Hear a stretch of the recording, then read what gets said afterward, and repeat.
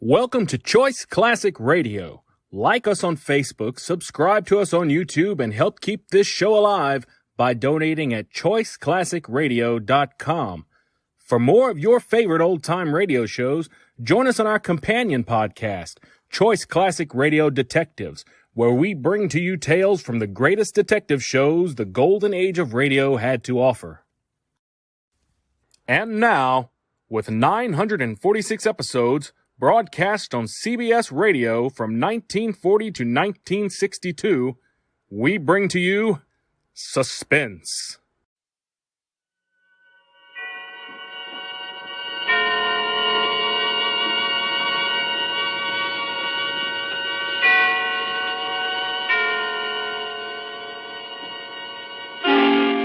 Suspense.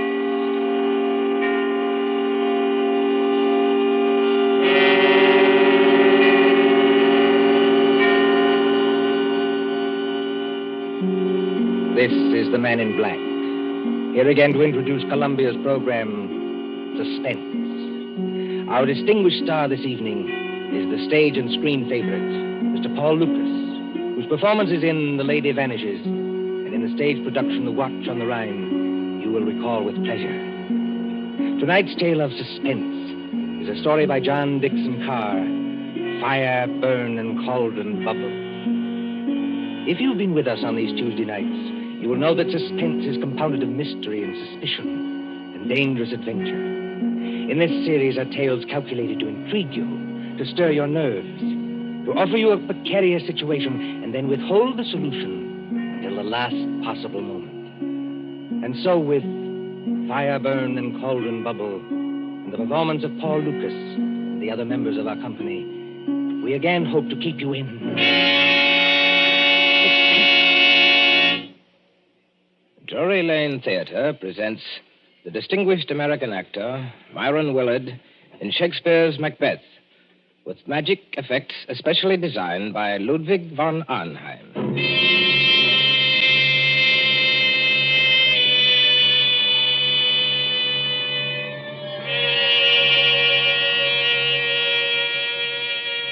Double, double, toil and trouble, fire, burn, and cauldron bubble.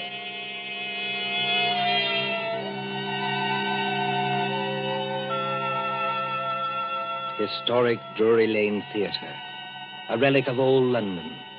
On this site, in the cramped and crooked lanes of Aldwych, there has been a playhouse since Nell Gwynn sold oranges in the pit.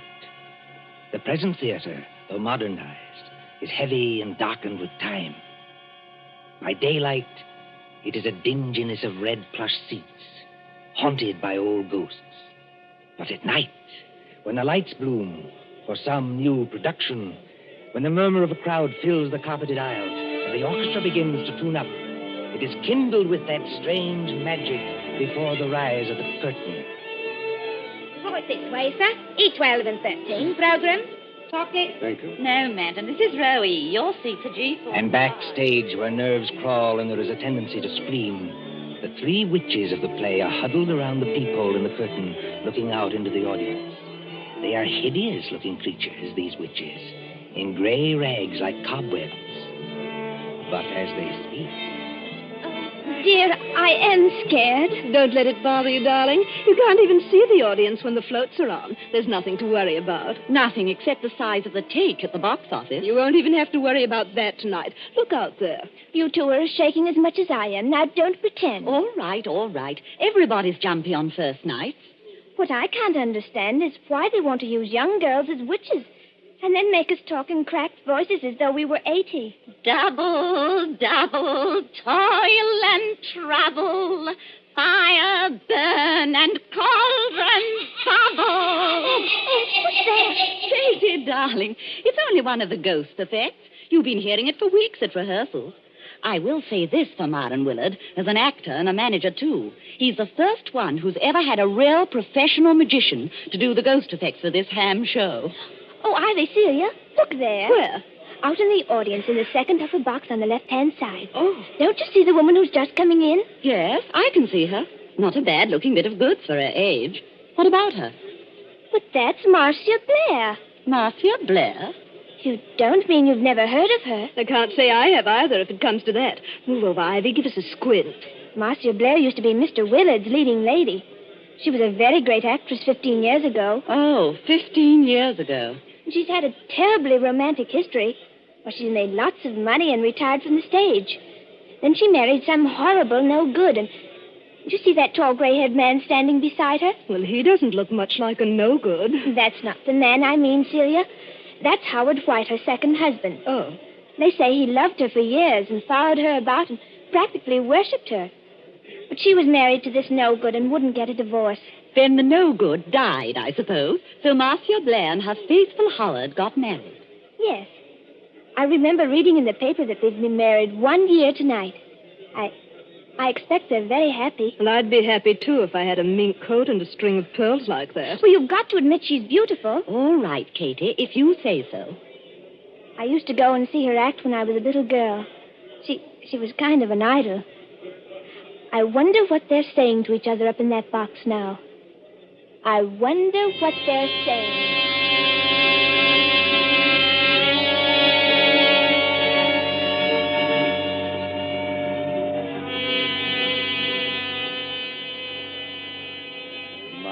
Dear, I wish you wouldn't be so uneasy.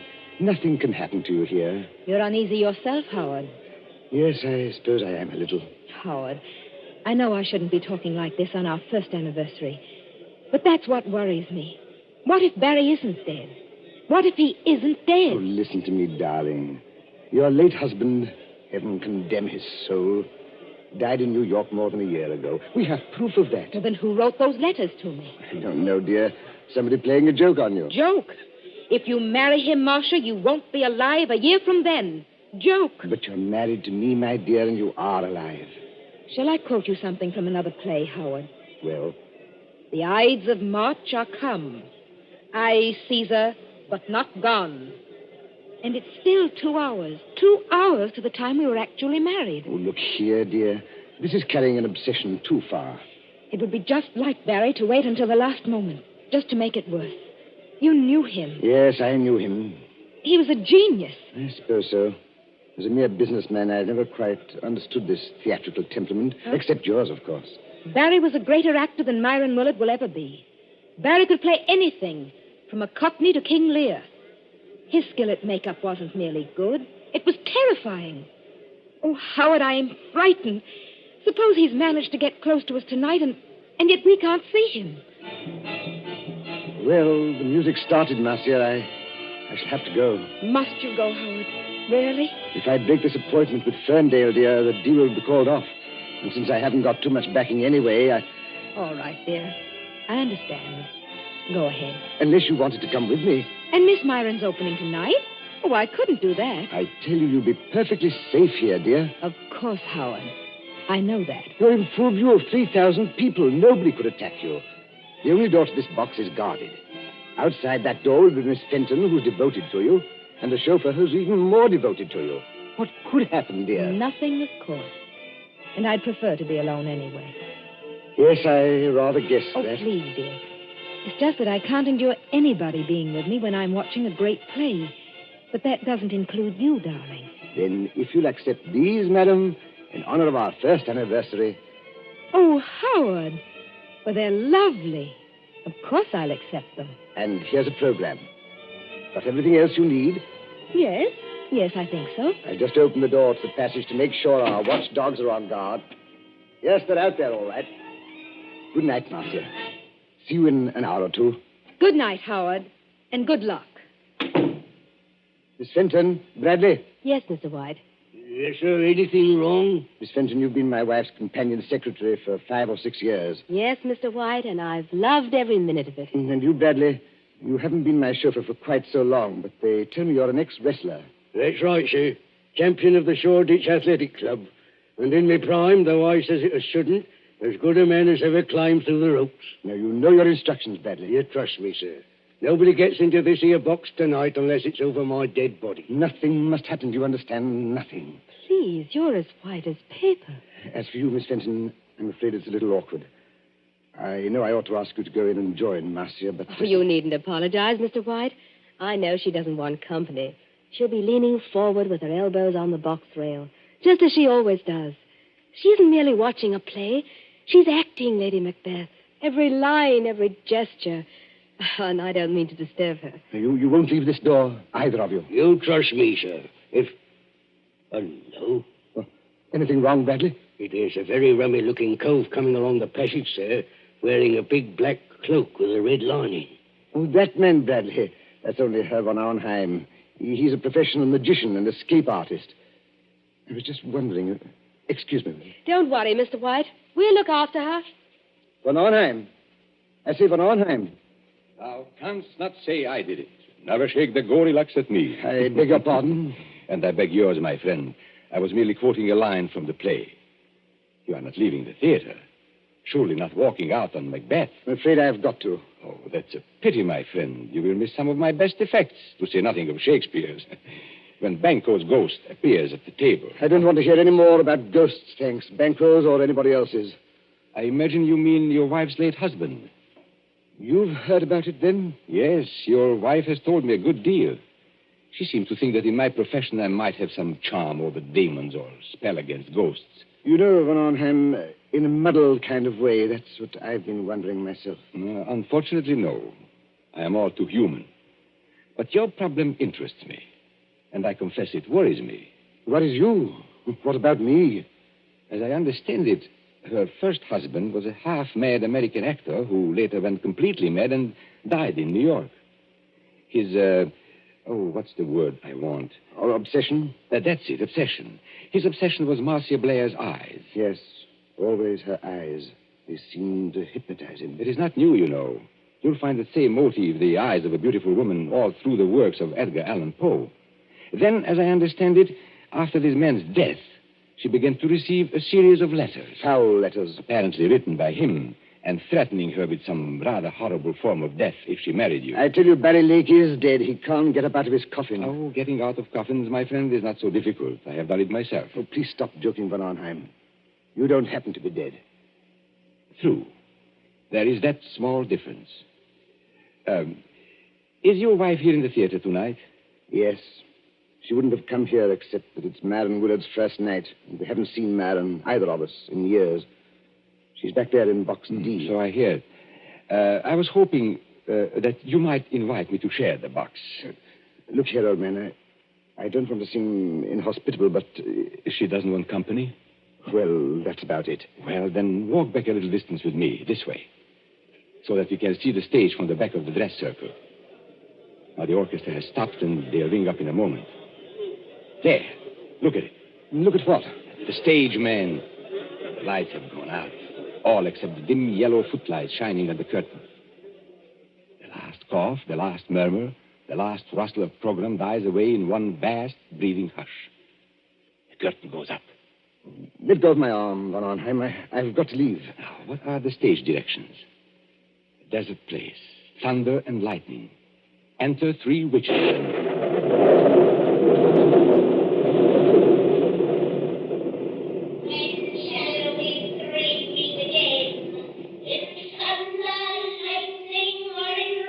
When, indeed, I wonder. I beg your pardon, Von Arnheim. Do you speak? No, it was nothing.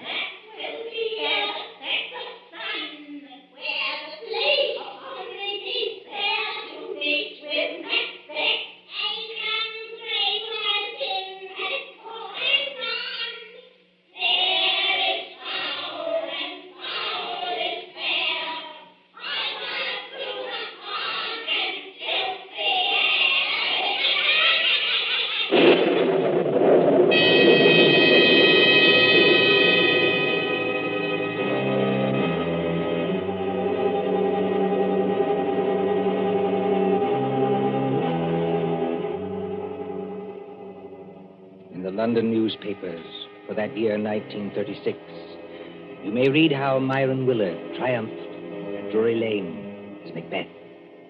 But tonight, as the clock ticks on, there is another drama in the dimly lighted corridor outside Box D. There sits Miss Louise Fenton, Marcia Blair's companion secretary. Beside her, burly and broken-nosed, is big Jim Bradley. the ex-wrestler. And when more than half an hour has passed... There's the applause, Jim. That must be the end of the first act. Yes, I hear it. Nothing's happened. And take my word for it, nothing's going to happen. Oh, she's such a likable person, Jim. And I think one of our greatest Shakespearean actresses. Well, I don't much care for this Shakespeare business, miss. You give me a good movie with gangsters in it. That's my style. Oh, you don't understand, Jim. I've seen her as Juliet, as Rosalind, as Portia, in our own drawing room without any props. I've heard her as Lady Macbeth, too. You should see her eyes. Her eyes, miss? Yes, you should see her eyes when she delivers that speech. The raven himself is hoarse that croaks the fatal entrance. Hey, miss, look there. What is it? That foreign-looking cove in the black cape coming along the passage now. Easy. I beg your pardon. You are Miss Louise Fenton, aren't you? Yes, my name is Fenton. What is it? I am Ludwig von Arnheim, a friend of Mr. White's. And I must see Marcia Blair at once. No, you don't, Governor. You're not going in there. Why not? Because nobody goes in there. Not if it was the king himself. That's orders. Now, listen to me, both of you. When the lights went on, I happened to be looking at Box D from the other side of the theater. And I think there is something wrong. But there can't be anything wrong. Jim Bradley and I have been sitting here the whole time. Except, of course... Except when? Well, except when I went in there for a few seconds. You went in there, Miss Fenton? May I ask when that was? Well, it was after Mr. White had gone and just before the play started. I went in to ask if she wanted anything. She said she didn't, so I came out again. And Bradley's been with me all the time, except when he went to get a drink of water up the corridor. That's as true as gospel, Governor. One moment, and listen to me. Marcia Blair is leaning forward across the railing of the box. Oh, but that's nothing, Herr von Arnheim. That's the way she always is. Does she always fall forward with her arms held straight out and her head down on her arms? Better be careful, miss. It's a trick. Trick? Why not open the door and see for yourselves? Would that do any harm? No, I suppose it wouldn't, but... Oh, there must be some mistake. We haven't heard a sound from in there. There couldn't be anything wrong. You open the door, Miss Fenton. I'm going to hold tight to this gentleman, just in case. Quiet, please. Quiet. What is it, miss? Walk in there with me, both of you. Please go casually, as though nothing were wrong. We don't want to attract attention. Now. Oh, Herr von Arnheim. There's blood all over her face. Yes. And don't begin screaming again, Miss Fenton, when I tell you she's dead. Bradley? Yes, sir? Pick Miss Blair's body up and carry her out into the corridor. In another minute, we'll have the whole theater wanting to know what's wrong. All right, sir. You win. But what about the people in the other boxes? Won't they see? They've gone down to the bar to get a drink. They won't see anything. Hurry. She ain't no lightweight, the poor lady ain't. Steady does it. Hold the door open. That's got it. Now, close the door. Shall I put her down on the floor, Governor? Yes, better do that. I never took those threats seriously. That's what I blame myself for. And if something did happen, well, I thought he'd attack her. I never thought he'd hide away across the theater and fire a shot. And you were quite right, Miss Fenton. Marcia Blair was not shot. She wasn't shot. No. Take a look at the wound. Oh, I can't look at it. She was stabbed. Stabbed through the right eye with a narrow, sharp blade, which entered her brain and killed her instantly. Not a pretty death, but a quick one. You seem to know a lot about this, Governor. Perhaps I do, my friend, and perhaps I can guess a lot more. You mean somebody stood out there and threw a knife at her? Like a ruddy music hall turn? No, I don't mean that either. There's no knife in the wound and none in the box. The murderer took it away. Took it away? Exactly. Herr von Arnheim, please wait. You're not saying someone climbed up from outside, 20 or 30 feet from the floor, and stabbed poor Marcia in full sight of 3,000 people? That, Miss Fenton, is what the evidence seems to indicate. But it's impossible. Yet it happened. There is Marcia Blair's body. What's that? Oh, it's the warning bell for the second act. People will be coming back here any minute. What are we going to do?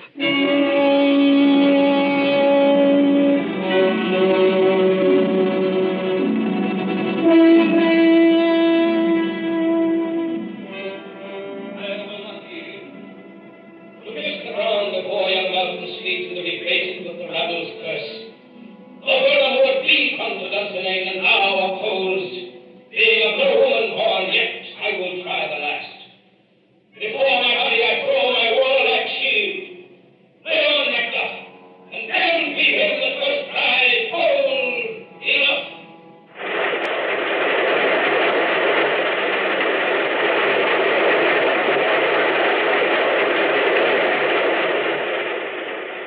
Applause, acclaim, triumph. Myron Willard as Macbeth. Helen Gale as Lady Macbeth. Magical effects by Ludwig van Arnheim. Very few persons knew that there is a dead woman in the theater. But at the end of the play, it is a different story.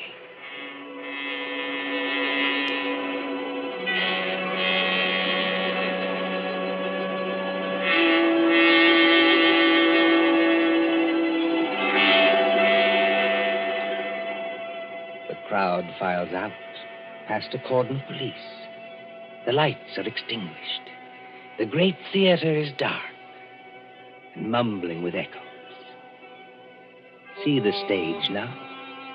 Only the battens or overhead lights pour down a pale blaze on two men who stand grotesquely against the background of Dunsinane Castle. One of these men is Howard White, very near collapse. The other is Myron Willard himself, still wearing his makeup, still wearing helmet and chain mail. And when Willard speaks... Howard! Howard White! Confounded man, can't you hear what I'm saying? Excuse me, madam. This is almost finished. Oh, not that I'm blaming you, old man. Thank you, madam. It's traditional, you know, that Macbeth's an unlucky play. But up to the very end, I thought I'd never done better. 11 curtain calls. No, 12. How did you like my tomorrow and tomorrow speech? I'm sorry, madam. I'm afraid I didn't hear it. Yes, poor old Marcia. She'd have hated to die like that. Marcia was proud of her eyes. Always nearsighted as an owl, but too vain to wear glasses. There's Van Arnheim looking at us from under the castle archway. Van Arnheim!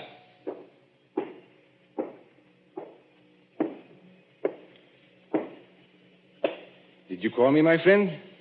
You're rather difficult to recognize under all that Macbeth makeup. Yes, I was just thinking the same thing. Never mind that. Where are the police now? At the moment, Mr. Willard, the police are in your dressing room. They are using it for questioning. No reception tonight, of course. No, but I thought you might be interested in 2 items of information that police have just discovered. Go on. We had a fairly full house tonight, I believe. Fairly full. Every seat was reserved. Reserved, yes, but not occupied. I don't follow you. 1 box on the ground floor, box E to be exact, was empty. Reserved and paid for, but empty. And box E, oddly enough, was just underneath the one occupied by Marcia Blair. Well, all the same, I still don't see quite what you're... Now, our next item of information comes from an usher. An outside aisle seat in the stores, very close to that empty box, was occupied by a very curious stranger who arrived late in the dark and slipped out again by a nearby exit a few minutes afterwards. Just one moment, Van Arnheim. Are you saying this stranger climbed up and attacked Marcia in full view of the audience? No, my friend. The murderer did not approach from that direction. Then he must have reached Marcia through the door, guarded by Bradley and Miss Fenton? No, not from that direction either. Confound it, man. It must have been one way or the other. Not necessarily. Tell me, Howard, don't you think I've got enough troubles already without this nightmare on top of it? Herr von Arnheim. Herr von Arnheim. You must take it easy, Miss Fenton. You must not excite yourself. Have the police Yes. been... Look, you've got to help me. They won't believe me. They won't believe the young lady, sir, and that's a fact. I've tried to help her all I can, but there's things I can swear to and things I can't. You see, I did go into that box. Oh, just for a couple of seconds, I admit it. But no other person went in or could have got in. So they say, or at least they're hinting that I killed her. But I swear I never touched her. Who was questioning you, Miss Fenton? Inspector Grimes or Sergeant Blake? I'm not sure. The sergeant, I think. Then I shouldn't worry if I were you. Inspector Grimes knows better. He's guessed, in fact, exactly what I have guessed. You seem on rather familiar terms with the police, my friend. I am, Mr. Willard. I am. Anyone who practices escapes from handcuffs, sacks, chests... And stage boxes, perhaps. Stage boxes, if you insist. Excuse me. Isn't that Inspector Grimes in the wings now? Yes, and he's nodding his head. Then I can tell you, I think, what you want to know. Well, if you do happen to know anything, it's your duty to speak up. Poor Marcia seems to have had some ridiculous idea that her former husband, Barry Lake, was still alive. Her fears weren't justified, of course, and she wasn't killed by any dead husband. I beg your pardon. Her fears were justified, though not quite in the way she believed. And she was killed by her husband. Then Barry Lake is still alive. No, Barry Lake is dead. You don't mean Marcia was really killed by a ghost? No. I mean she was killed by her devoted second husband, Mr. Howard White. You hear what they say? That's not true. It's a slanderous statement. I'll have you in court for it. Everybody knows how devoted I was to Marcia. Your devotion, my friend, was devotion to her money. And your business affairs have been shaky for a long time. That's not true, and you can't prove it. Marcia Blair was inclined to be, shall we say, a little close-fisted with money. That's true anyway. It's a lie. Willing to marry him, but Mr. Howard White knew he'd never touch a penny unless he killed her. He wrote the letters himself. Herr von Arnheim, he can't be guilty. She was alive after he left the box. He wasn't anywhere near her when she died. Perfectly correct, Miss Fenton. He wasn't there, and yet he killed her. Exactly. But you and Bradley can supply the clue that will hang him. Me, sir? I don't know nothing. No, I don't either. I think you do if you'll put your mind to it. Do you remember what Howard White said to her just before he left the box? Yes, he said, "Good night, Marcia. See you in an hour or two." And she answered, "Good night and good luck." No, I mean just before that. Well, there wasn't anything. You see? It's a slanderous statement without any proof. It's an insult to my position on the stock exchange. Wait. I do remember something rather queer. Think, Miss Fenton, think. He said to Marcia jokingly, "If you'll accept these, madam, in honor of our first anniversary." And Marcia said, "Howard, they're lovely. Of course I'll accept them." That's right, sir. He did say it. And what do you think he was referring to, Miss Fenton? What was he asking her to accept? Well, I imagined it was flowers, a corsage or something like that. Did you see any flowers in the box or pinned to Marcia Blair's gown?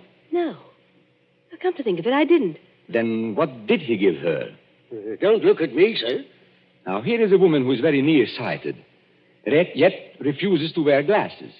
But she can accept a pair of... Opera glasses. It's a lie. You can't prove it. Hold on, sir. Go. You better stay here, Governor. Thank you, Bradley, but the place is surrounded with police. But I still don't understand. Now, what happens when you lift opera glasses to your eyes and they are not in focus? You turn the little wheel in the middle to bring them into focus. For Marcia Blair, it was deadly. You mean the glasses had something... Yes, they were specially constructed glasses, Miss Fenton. They were invented by a French criminal years ago. That little wheel is a little trigger. It releases the spring of a sharp, thin blade which strikes through the eyes into the brain. Oh, don't, please. You can't prove it. Marcia Blair died instantly. The glasses torn from her eye by their own weight dropped over the box rail to the carpeted aisle below. The only witnesses who might have noticed would have been the people in the box just underneath. And that box was empty. By arrangement, yes. Even if anybody did see them fall, Howard White was prepared to remove the evidence instantly. You haven't forgotten the curious stranger. Curious stranger? I mean the man who slipped in after it was dark, took an aisle seat just under the box, and slipped out again a few minutes later. It's a pack of lies from start to finish. You can't prove a word of it. I beg your pardon, my friend. Didn't you see Inspector Grimes not to me a moment ago? Well... You are going to hang, my friend, for one of the neatest and cruelest crimes in my experience. The police have just found those opera glasses with a neat set of fingerprints in the side pocket of your motor car.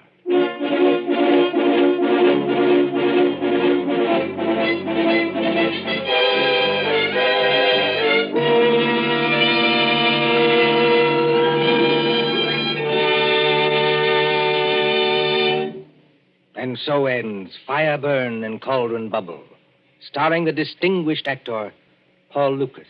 Tonight's tale of suspense. This is your narrator, Ted Osborne, the man in black, who conveys to you Columbia's invitation to spend this half hour in suspense with us again next Tuesday, same time, when Nancy Coleman stars in Fear Paints a Picture.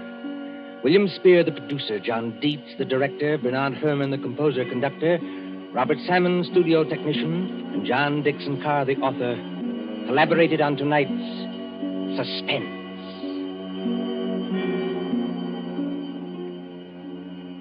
This is the Columbia Broadcasting System.